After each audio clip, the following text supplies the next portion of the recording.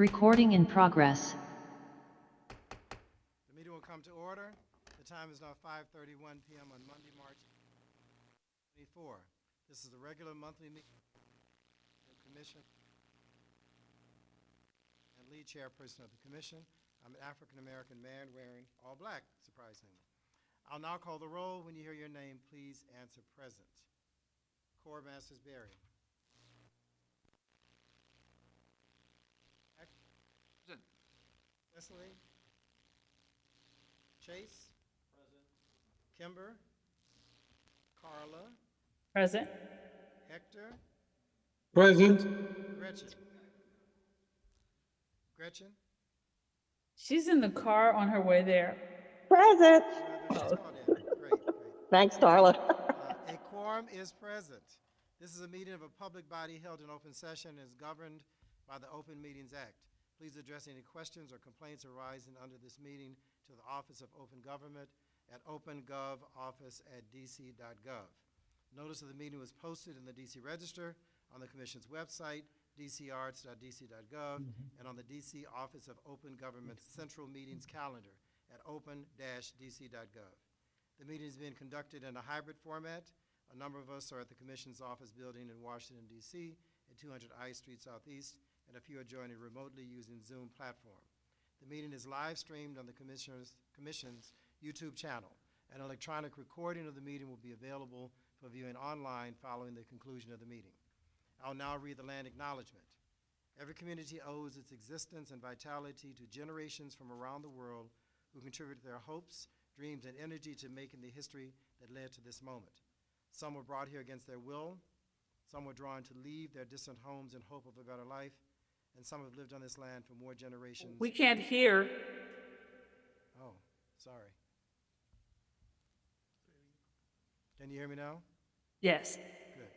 Did you hear any of what I said? No. Should I start over at the beginning again? No. Okay. Yes, No. please. Oh, well.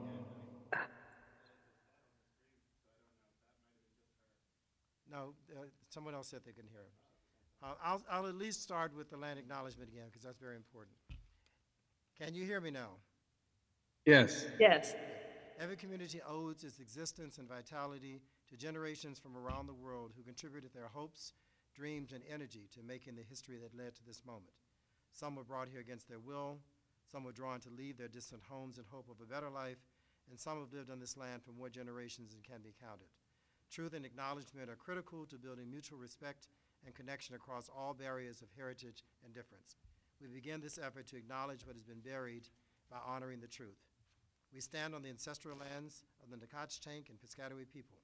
We pay respects to their elders, past and present.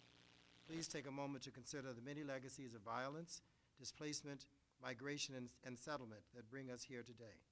And please join us in uncovering such truths at any and all public events, and to use such truths to guide the legacy of the Arts Commission. Is there any objection to the agenda that was previously circulated? Hearing no objection, the agenda stands as adopted. Good evening and welcome to everyone. We have a full meeting today, so I'll get us going. As is our normal approach, we'd like to be reminded that we are here for the arts, and so we start with an artist presenting to us, and today we have two. First, Ira Tattleman, visual artist, and I'll remind you that you have 3 minutes because we do have a lot to get through. We really want to hear from you, but hopefully you can make it happen in 3 minutes. Ira Tattleman. Okay, thank you. Let me just get my video started. All right. So I'm a multidisciplinary artist living in DC, and my artwork in general focuses on kind of the footsteps that mark our movements. Our actions leave traces, and we write our story on the landscape. So as I share my screen, share content, I hope. Well, it's not happening at the moment, so I won't be sharing content, but I will give you an idea of what I do. The commission has like strongly encourage work that I made, but understand that they are workshops, they're collaborative projects. The people I traveled with or the people that came to DC made their own. For the next year, we did something called etching the Tiber onto the Anacostia. And here we tried a bunch of different printmaking techniques in a variety of neighborhoods, both here in DC as well as in Rome. And then, of course, we come to 2020, where I had a pivot. I did a photography project called Where We Gather, which included disposable cameras, online pairings and exchanges between Rome and DC artists, and the results were printed in a zine. In 2021, I was included in a commission exhibit called Fragile Beauty, and I had another piece called Notation, which was purchased by ArtBank. So that leads us to today. Last year, as well as this year, I received a Public Art Building Communities grant for a project called Found. And with Found, I'm bringing temporary, community-made found object sculptures to Tanner Park in Eckington, DC. Of course, all the workshops, as a result of the commission, are free. Then we have 2 exhibits around Earth Day. And if someone could respond, I'm trying to show a little bit of video because we just started the workshops again for this year on Saturday. So from 3 to 6, we had a workshop. There were, I guess there were 4 facilitators, a bunch of found objects that the facilitators brought to the site, as well as some found objects that people brought with them. And everyone kind of made a variety of found object sculptures. Some are still working on them. And again, all of that will be exhibited around Earth Day in the park. So because of the commission, I've been able to work within the city, establish my presence in the world, both individually and collectively, and bring art to a community and a relatively new park in the city that it has murals on a wall, and now it has these found object sculptures for 5 days out of the year. So I'm quite excited and quite grateful to the commission for everything they've done for me and the experience they've helped me bring to the city. Thank you. We're excited over your contributions, and if you can share with us your slides or your presentation, we'll make sure it gets on our website so others can see it. So apologies for the technology challenges that we all seem to have. But thank you again. No worries. Thank you. We have another presenter, another grantee, and the French study in me would pronounce it as Genevieve Grabman, but I think Americans would call it Genevieve, Genevieve Grabman. As you like, either way. Good afternoon. My name is Genevieve, or Genevieve Grabman, and I'm a DC Arts and Humanities Fellow. I've lived in DC since 1999, and I've published 3 books with the support of the fellowships that I've received from the Commission. And today, in honor of Women's History Month, I'd like to talk about my book, Challenging Pregnancy, A Journey Through the Politics and Science of Healthcare in America, which was published by University of Iowa Press in 2022. This book is about my search for medical help. Oops, and I'm getting an ambulance passing my house just right now. But this book is about my search for medical help when I was pregnant with a type of conjoined twin. Thanks to the Commission's support, I convened several DC community conversations about maternal health care in DC post Roe v. Wade. We invited the community to talk to me and with a local OBGYN, Dr. Peggy Yee, at Busboys and Poets, at East City Bookshop, on Tacoma Radio, and other venues. And we discussed how we could advocate for the care that we need and deserve when pregnant. We also highlighted the unjustly high rates of death and disability that especially African American women suffer in DC due to pregnancy. I was a Peace Corps volunteer in Kyrgyzstan, and a stat that I give in my book, and one that I like to say, is that DC has a maternal morbidity and mortality rate, death and disability due to pregnancy, at the same level as in Kyrgyzstan in Central Asia. I'm so grateful for the Commission for supporting nonfiction writing. But as you might know, pitching, researching, and writing and publishing nonfiction work takes several years per book. So I asked the Commission, please consider permitting writers to submit several shorter pieces instead of an excerpt of a major work when applying for a fellowship. I have 2 books that I'm pitching right now to agents and to publishers. One is broadly around trapeze. Did you know that DC has an active flying trapeze community in a circus tent located in Southwest? And another one that I'm co-writing with my foster daughter, who's one of the children who was taken from their families at the border under the prior presidential administration. Both books take years and years and years to come to fruition. So my hope is maybe a small excerpt or maybe some blog posts or other things that I'm writing about those books might suffice for my next fellowship application. Thank you very much. Very much, and we're grateful to you for this work. It's so important, so timely, and makes the humanities so relevant to everyone. Your suggestion about several shorter pieces, we will certainly seriously consider and see how we can make that happen. So thank you for that. And I'm so grateful to all of you. Thank you. Thank you. Thank you. As we move on to our public comment portion, we have a few individuals signed up for public comment this evening. The Commission welcomes your comments. They are very important to us. Please note that comments are limited to 3 minutes. Please address your remarks to the chair. Note that we will not be engaging in dialogue at this time. The purpose of this agenda item is for you, the public, to inform us, the Commission, about your views. If members of the public have factual questions, staff will be glad to follow up via email. When I call your name, you may begin your comments. And again, I remind you of 3 minutes. Elena Lacayo. I know, but they said perhaps she was going to speak, so I wasn't sure. Elena Lacayo, did you want to speak? Yes. Oh, Hello. yes. We're here. Oh, great. Thank you. Dear commissioners, can you see me as well? Here, let me see. How do I? There you go. Name?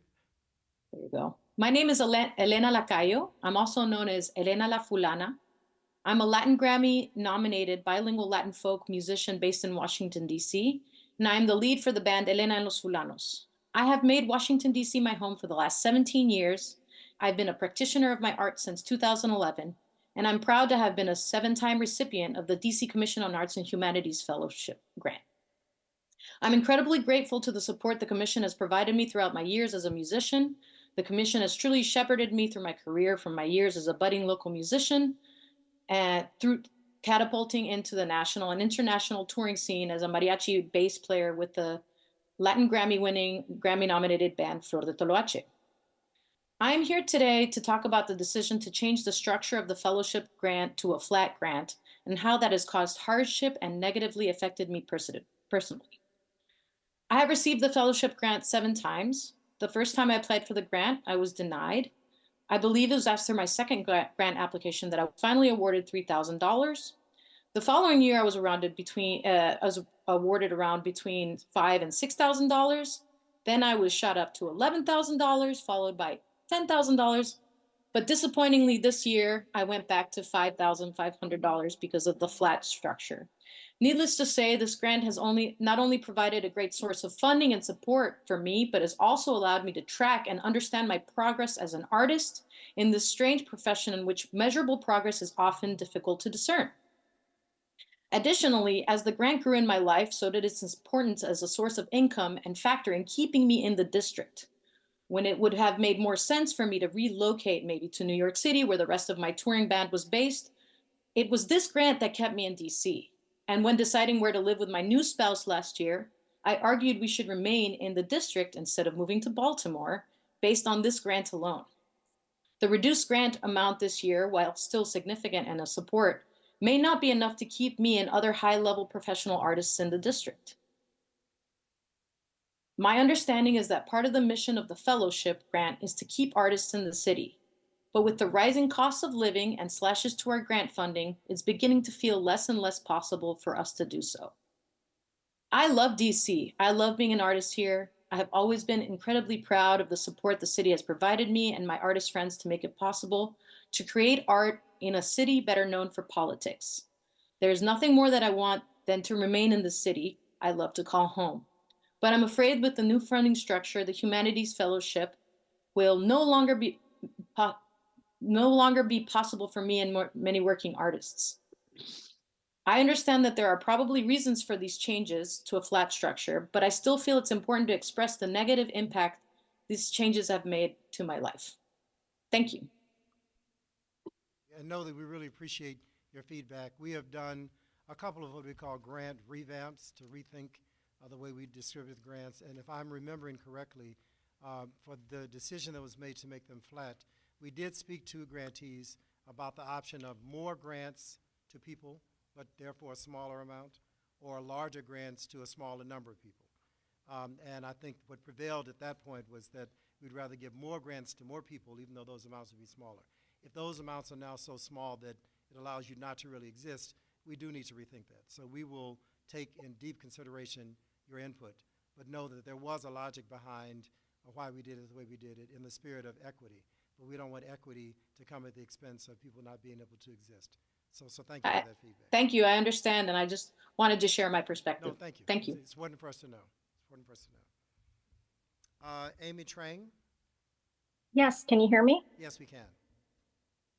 Okay, perfect. Yeah, I'm a little bit under the weather, so I apologize if I don't come out clearly. But I want to reintroduce the 1882 Project Foundation that you may have been familiar with. We're an interdisciplinary group that focus more on the humanities, and some of our works more recently was the one that we put together in conjunction with the Kennedy Center for the Lunar New Year celebration on the Millennium Stage. So you can check that out on their YouTube site. Upcoming events that we want to share is one for April 7th, which is not too far from today. And for that session, we're going to have a panelist that will be talking about interracial marriages by people with lived experiences. 1882 Foundation, we focus on bringing out Asian American history, specifically Chinese American history. So that goes way back in where there were railroad workers and the Summit Tunnel. So we've done a lot of work on that as well. More recently, we've been also very involved in revitalization of DC Chinatown. And a lot of our talk stories are bringing out oral history among those who have lived in DC Chinatown and their experiences. And then we do comparative experiences with folks outside of the DC area. So for April 7th, a group called My China Roots will also be there. They've collaborated with ancestors.com, and they are going to be talking about how people can do research on their family history, especially if they have multiple generations in the United States, and how to look into that. And then one last thing that we want to share is save the date for Wednesday, August 28th. It's going to be a free event at the Kennedy Center Reach. And for that event, we're going to talk about revisiting the concept of talk story. And like I said, talk story is more about bringing out oral history, but we want to also share the origination of that concept coming from Hawaii. So if you do have time, we welcome you to join us in any of our events and check us out on our website. But thank you to the Commission for this opportunity to introduce myself, as well as reintroduce 1882 Project Foundation, and hope we're on your horizon for work that we could collaborate on or, share resources. Thank you. Thank you. Thank you. It's always very helpful for us to be reminded of things, so thank you for that. Gregory Ross.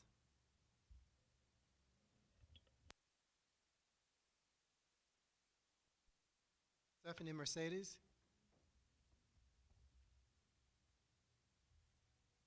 Ms. Mercedes. Yeah, I'm here. Sorry. Great. Hi, everyone. How's it going? Good. Okay. Sorry, I'm on my phone. Okay, everyone. So I'm Mercedes. I'm a local queer interdisciplinary artist, and I melt down weapons and transform them into musical instruments and sculptures. Most of the weapons that I melt down are coming from DC.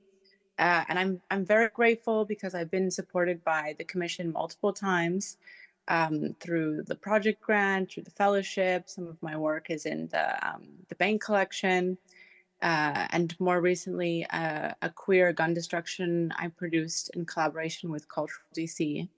And actually, one of the reasons I moved here from New York City around 6 years ago, and one of the reasons I decided to stay in DC after doing a residency here is because of the DC Commission. I thought it was so amazing that there is like this type of like entity that is supporting experimental artists who are working in different ways and working in the community, and really trying to create an impact.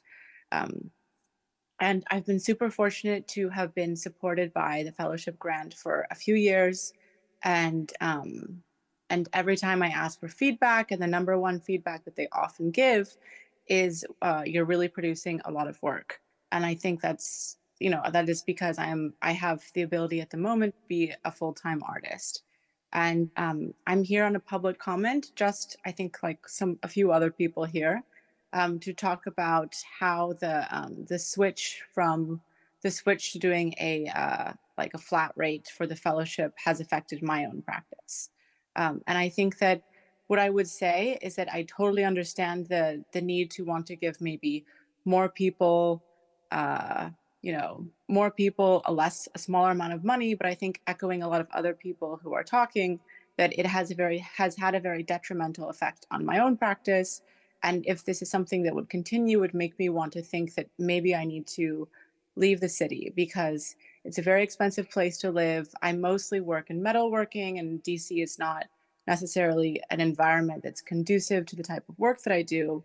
But with the support of the fellowship grant, it's really allowed me to flourish in a city that I love and has been incredibly supportive of my practice so far.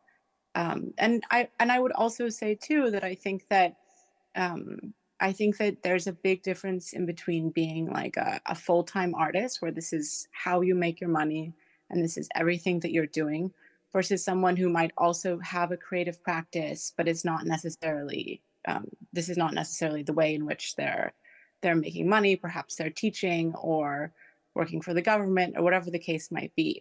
And in the past, with the fellowship money, I've been able to, that's 2 months out of the year where I don't have to rely on gallery sales or commissions, and I can just make purely experimental work, or work that's really, for the community, and bullet melting ceremonies or whatever it might be.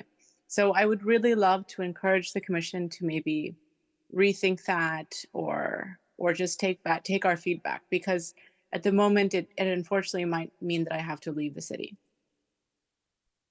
Okay, thank you. Thank you. We hear your feedback, and now I've heard it twice.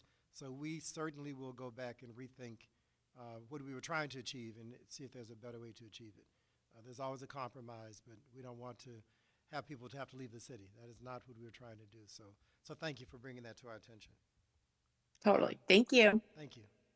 And our executive director reminded me a piece of your art is in his office, which we see often. So thank you. Yeah, that is the only harp that I have made, because it was so difficult afterwards. I was like, okay, I don't know if I want to do that again. Well, we're glad you did, because we enjoy it. So thank you. Yeah, thank you. Thank you. I think our last public comment is from Quest Skinner. Not present? So we'll move on to the executive director report.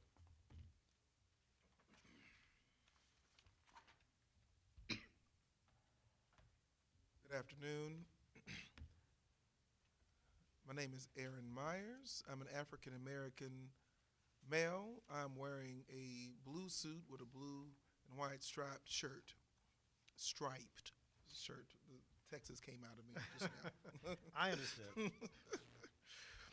We're going to start with staff updates. CAH has hired a new grant manager who will begin employment at our offices in May. Additionally, we have 3 open positions that will soon be posted to the CAH website. That is the Assistant Registrar, Public Arts Manager, and Grants Manager. We're going to move now to the music census. CAH held the first public community meeting on the DC area music census on March 12th. And I want to say thank you to nearly the 80 people who joined us for our kickoff event at Songbird. Please note that the census will capture key information about the DC area music economy to help the district and the community make informed, data-driven decisions to support the music ecosystem. I'd like to say this launch was not just of those who will be participating, but these were the stakeholders that we hope will be able to be influential in our community to help people participate. The next couple of weeks are focused on informing the community about the actual April 8th census launch date and getting community partners to register on the website and to spread the word. The local media is also spreading the word with articles from WSA 9 and the Capital Bop online magazine. The DC Area Music Census is part of a national cohort of cities organized by Sound Music Cities that include Baltimore, Cleveland, New Orleans, and Minneapolis. We're going now to the budget oversight hearing, and I have a slight update to this. Our CH was scheduled and is somewhat still scheduled for its annual budget oversight hearing on March 29th. This date may change, so I just want to make note of that. And when that update is made, or if an update is made to this date, we will communicate that. So this budget oversight hearing is to the Council of the District of Columbia Committee of the Whole. As always, we encourage you to sign up at the Council's website to testify. I would like to remind our grantees that for all funds designated to our budget, the Commission is committed to a system of fair and equitable distribution. If the budget projections are lower than anticipated, we may see the 102% cap come into play. This will result in less revenue for the agency, a cut, if you will. Coming to the Commission nearly a year ago, it was clear that this agency, while given an increase in its budget and the additional work required to accomplish its charge, was severely understaffed. I have tirelessly worked both internally and with our sister agencies to ensure we had the ability to increase staff to meet the communications needs, the public engagement needs, the diversity, equity, and inclusion needs, as well as the grant management needs of the agency. Last year, we presented a budget addressing these concerns based on our required tasks. However, instead of the additional funding requested for staffing the agency, we were faced with reductions in some of those positions, specifically that of grant managers. Please understand that the full-time employee, or FTE, requests were to only meet the minimum needs to address the agency's ability to carry out its charge effectively and efficiently. Still, we endured the cuts to personnel. In our budget proposal to the Council, we have once again requested the needed personnel that will allow us the ability to adequately fulfill the charge required by district residents.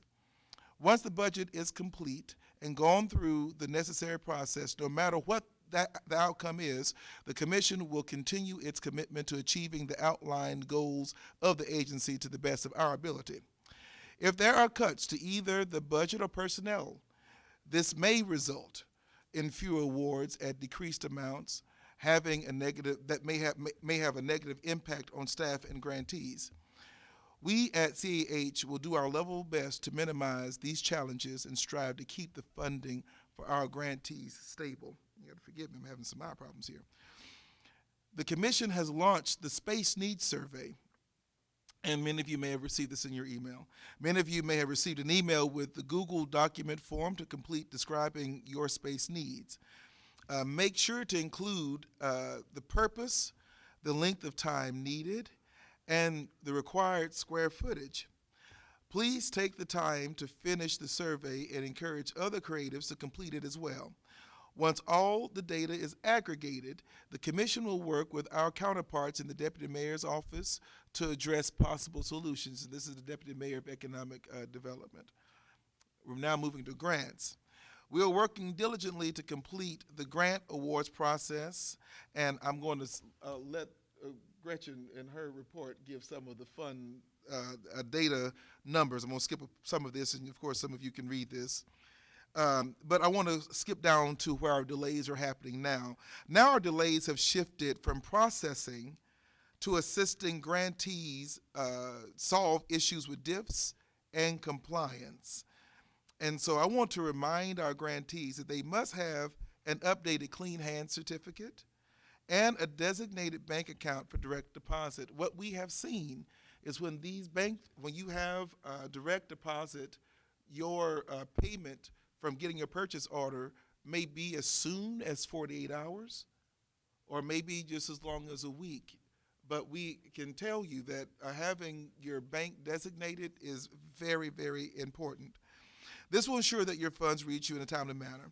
Also, if any of you are still having problems navigating the DIF system, the Grants Department is continuing to hold training for both current and prospective grantees every Tuesday at 1:30 p.m. through March 26th. I want to give a huge thank you to our dedicated grants managers for making this possible. Moving on to our public arts, and we will hear an update from them, but this month Public Arts will launch the new Thriving Families art exhibition that is in partnership with DC Child and Family Service Agency. And to those who visited our offices, we share the building with this particular agency. The public art team will have more on that during their report, and to those who are here in the building, as you leave, you can see some up-and-coming artists in our gallery when you go and look and see the art that's there now. Lastly, we'll be talking about Poetry Out Loud. This past Saturday, CAH held its annual Poetry Out Loud competition for DC area high school students. I think those of us who were there were really encouraged. We didn't even know we were running into the winner. As we had no clue that was going to happen. I take credit for wishing her good luck, and she won. That's right. Okay. That's right. That's exactly how it happened. It wasn't rigged. It was not rigged, so everybody can understand that. There were nearly 20 students participating in Poetry Out Loud, Words on Fire, and the poetry writing contest. I would like to thank CAH Arts Learning Coordinator, Andrea Brown, for her hard work and dedication organizing this successful event. I would also like to thank our staff for their hard work and dedication. We have all witnessed firsthand their due diligence and action, and I'm grateful to work with this team. Thank you. Any questions from any of the commissioners? Thank you. Thank you for the report. We'll move on to the Finance Committee. Kymber, are you here? I am here. Good evening. How's everyone doing? Good, good. All right, I'm actually going to try to. Let's try to turn my camera. There I am. See you. All right. Oh, geez. Sorry, I'm remote today as well. So I just, Finance Committee updates. We actually had a chance to meet last week, which is really exciting with the new team. And excited to have, gosh, y'all, sorry, the team in place. So I think if you just sort of look high level, this looks at sort of our total budget in that first column, some of our total budget expenditures. I think I always look to the far column in terms of percent available and how much we've spent as we kind of look in terms of allocations of where the current budget is, both in terms of what's been committed, obligation, and then expenses around it, and then the remaining budgets available. So we go to the next page, kind of get a deeper dive into that. Thank you. I think one of the things I always, do we go to the next? Thank you. So I often look here just in terms of that split, which I think Aaron addressed a little bit in his report, just thinking about some resources, our ability to service all of the grants that we have. And so if you think about our, both in terms of total budget and the expenses percentage-wise that are going to administrative cost versus the direct cost in our grants. So we continue to perform even better than is what, sort of statutorily committed from administrative and total grants allocations.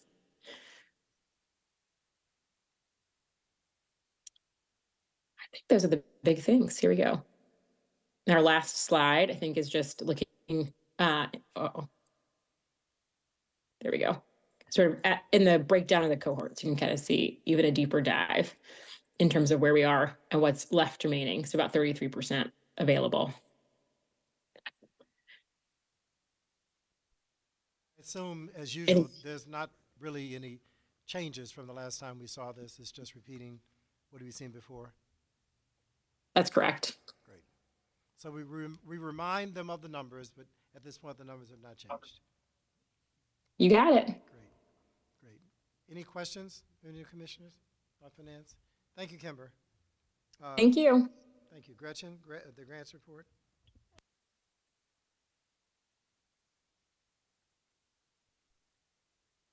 Gretchen Wharton, black female, platinum hair, and today we have pink for our cherry blossoms. Okay, this is cherry blossom time in DC. It's crowded, it's exciting, it's wonderful. Okay, in terms of grants, grants are wonderful too. We wish that we could give, we wish we could give as much as everybody wants to everybody, but unfortunately we can't. I'm so afraid that our budget's going to be cut. So again, please talk to your council members to try to say everything you can to keep our funding intact. We are about to close our grants on April 11th, so please remember that by April 11th, if you want to apply for General Operating Support, GOS, East Arts, and Projects, Events, and Festivals, we call PEF, that you must do it by April the 11th. These are not all of the grants, but these specific grants have a deadline of April the 11th. The other thing we want everyone to keep in mind is we really need panelists. And panelists help shape the future of the grants. And these are people that have expertise in arts, humanities.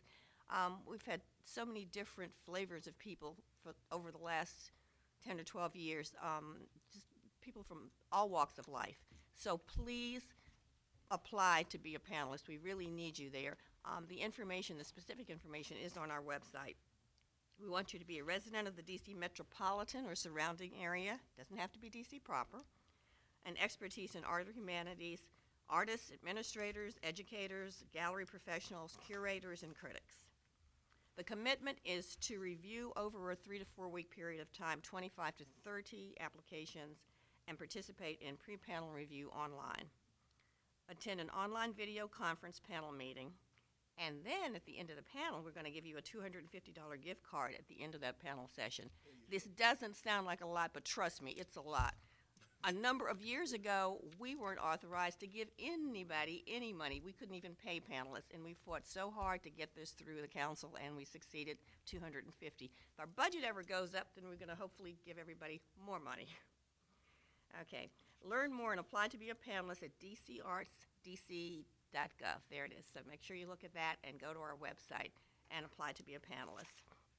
In terms of our grants update, we're happy to report a significant progress, as Erin indicated, in the FY24 grant agreements. 1,054 out of 1,198 grants, that's 88%, have been fully executed. Somebody out there saying, "You got to be kidding, it's only 88%. Trust me, that's trust me, that's a lot. I think the last time we talked about this, we were like at 60 or 70%. And we've established 949 purchase orders representing over 80% of our grantees. Trust me, a lot of it is the DIF system and getting used to that system, getting into the system, and putting all the required paperwork in there. There's also a number of you who are recipients who have not turned in all of your paperwork. Please do that. That is so critically important to making sure we get everything out. Our grant staff has really done a fantastic job in working with you. If you have any questions, you have the numbers, I'm sure, to call them directly, and they're ready and willing to help you. Gretchen, if I can make another point, and Erin just reminded me, so the over 1,000 grants that have been executed, that was about the size of grants that we did last year. Yeah. 100%. I was about to say. With exactly the same number of staff. Right. So the reality is more staff. We perhaps would have gotten, this is not making excuses, it's just explaining where we are. So because the number increased a lot and we weren't able to not able to get increased staff, this is where we are. But we're rushing to get that 88% to Not 90%. only were we not able to get increased staff, we got a decrease in terms of not being able to hire additional people, and that was actually written into law for us. So again, here I go again. We need extra grants managers. So as you're talking to your council members, we need more grants managers to help get the money out. That's important. We have more applicants. We want to give out more money. It's going to take more time, not only because of the DIF system, but not having enough grants managers. Fortunately, we have hired a new one, and I think there's one more to come.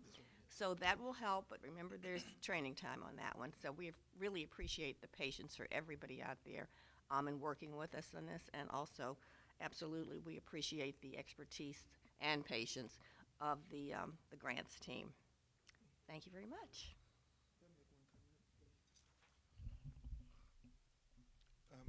I don't think it was until I got into this position that I recognized the importance of the mid-year reports that are to come and the end-of-year reports that are to come. Oftentimes, when commissioners, the chair, myself are having to advocate for what we need for to the council and to other members of the administration, this is exactly what we go to, and they read it. And when those reports are not in, it gives the impression as if we are just kind of willy-nilly just giving money out without any accountability. So if you have mid-year reports that are coming up, let's go ahead and start working on them. If you have end-of-year reports that you still have not put in, let's make sure we get those in, because it's those stories that help us advocate the most for you in the very things that we need to have done. Questions from the commissioners on grants? Thank you. Carla, Public Arts. Good afternoon.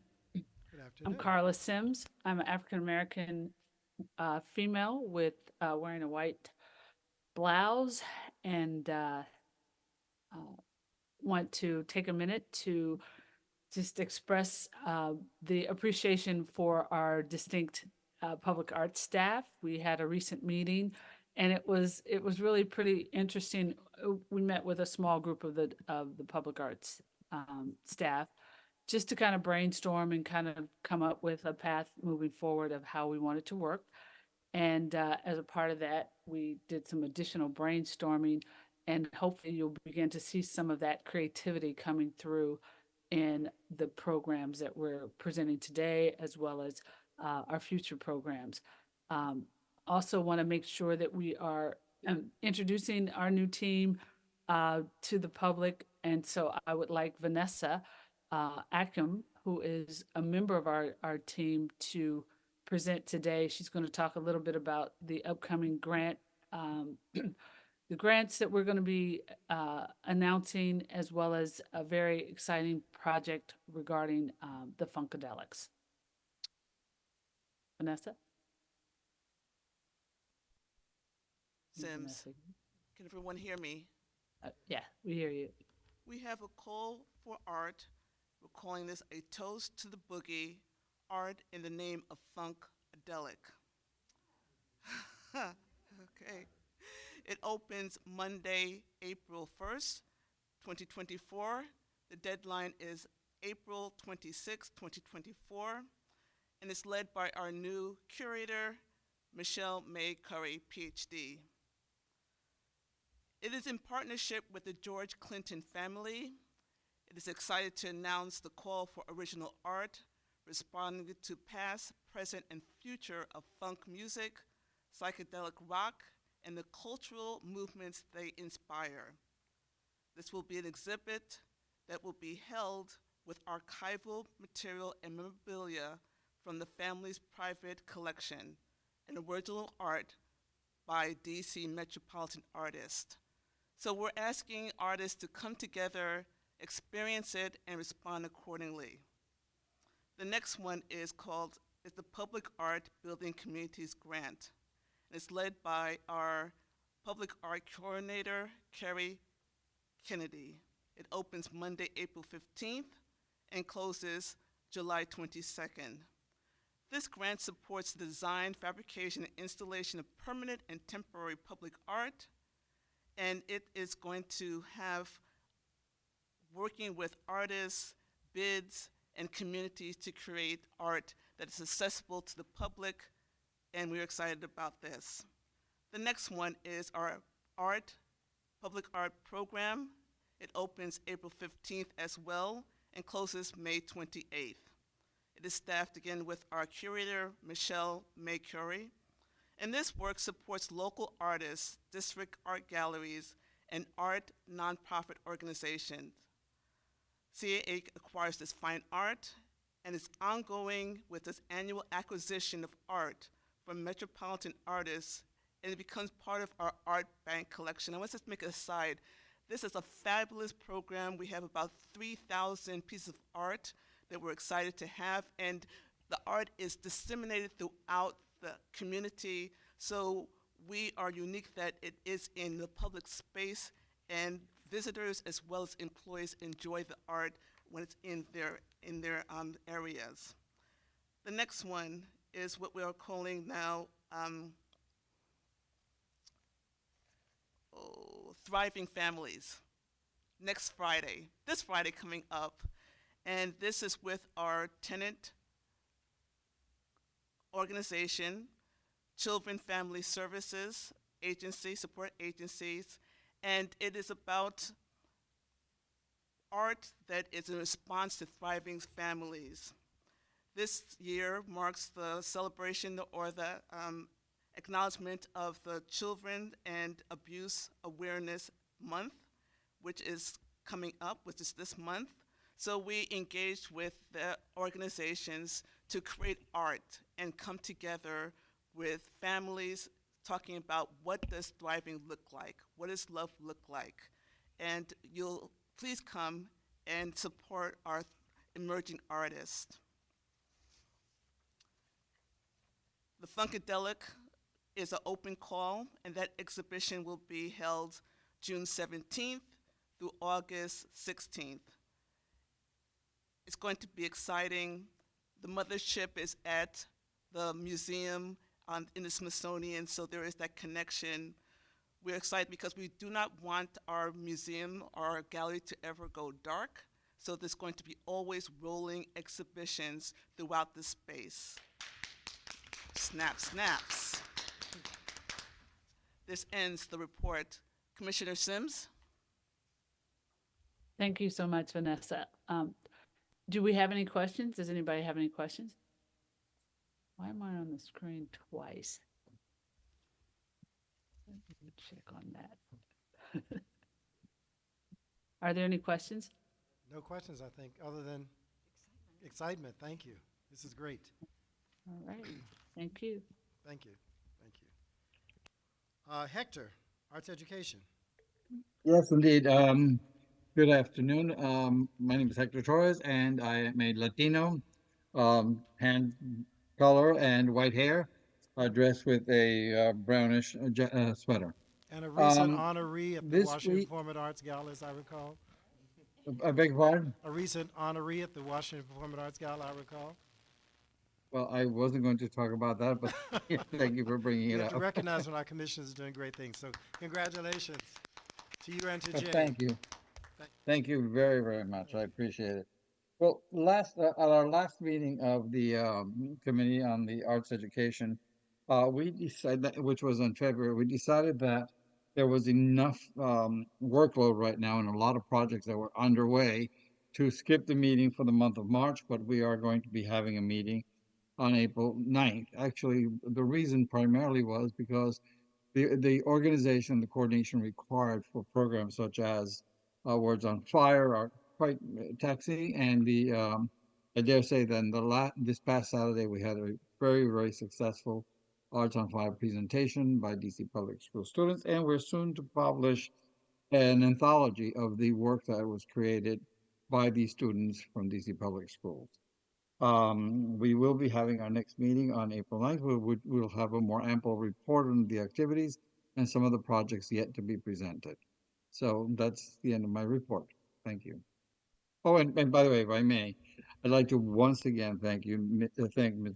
Brown for an incredible work in putting this particular event together, and the rest of the team who supported it. Thank you. Questions for art education? It's my understanding we do not have an idea committee report at this time, so we'll move on to governance. Julianne? Hello, I'm Julianne Brienza. I am a white female of Italian and Irish descent, and today I am wearing a green shirt with black polka dots because it was recently St. Patrick's Day. Yes. I am the chair of the governance committee, and we held a meeting on Monday, March 11th, and we were joined by our executive and our chair and our new staff person who is assigned to us, David St. John. We met to review and discuss the feedback that was received after presenting the info sheet on the bylaw proposed revisions. That is linked in the document that will be shared on the public website. It's also on the executive committee meeting documents that can also be found on the public website. That meeting was on February 12th. And subsequently, I also had a meeting with David St. John and David Martinez. During our committee meeting, we outlined all of the standard operating procedures that will need to be established and the overall drafting schedule for the SOPs and all the direct edits into the bylaws. This will be work that the committee and the staff are doing from now until June. The committee will present the revised bylaws in draft form at the June executive committee meeting, which will be set forthcoming, and receive feedback from the executive committee and then make edits or changes based off of that. And then the full finalized bylaws will be sent to everybody on August 5th, 2024, in preparation for our meeting on August 19th. And that will be the full commission meeting. Yeah, that deserves as much applause as the gallery never going dark. Okay, all right. I mean, look, we got to do the work first. So, but we're gonna get there. I feel determined, Well, and I know the chair, so I think you'll get it done.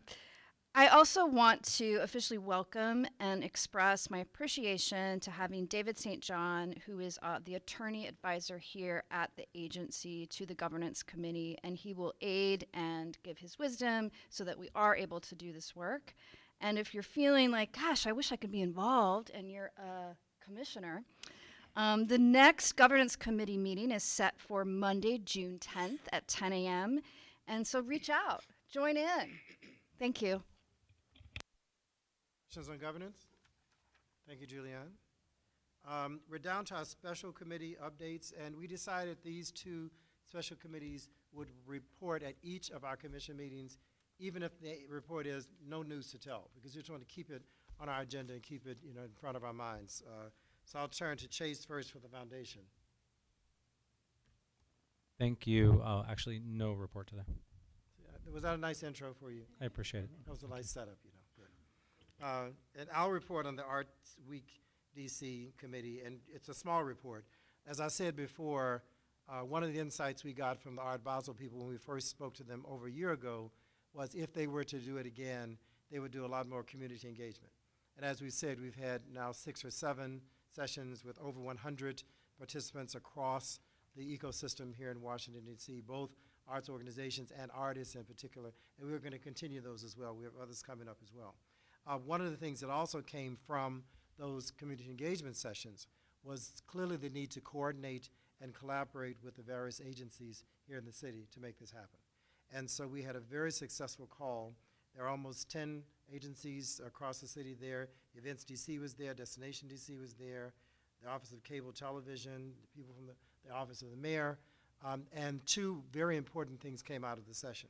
The first was there was great energy in general around doing this event and targeting the event for 2025 with the desire to really make it happen. So any questions we had about if we should do something like this are now gone. The questions are solely focused on how. There's a lot still to be sorted out, but we've moved beyond if to how. The other important thing that came out was we don't want to do anything wrong and too fast. However, there was great energy around some soft launch of this year in 2024 in the September timeframe. So though we hope to get our act together significantly for 2025, we're going to see, is there some way to at least announce it or launch it in some soft way in 2024? To be determined. We'll get back to you later, but that was the energy that was in the room around that session. So we are moving ahead with Art Week DC, which is still not necessarily the official name. We've got to get to an official name for it. We'll get to that. Yeah, enough people like it, so if we say it enough, it'll just become true. I don't have anything as far as unfinished business or new business. So there being no further business, the next meeting of the commission will be held Monday, April 29th, 2024 at 5:30 p.m. The time is now 6:27, and this meeting is adjourned. Thank you. Recording stopped.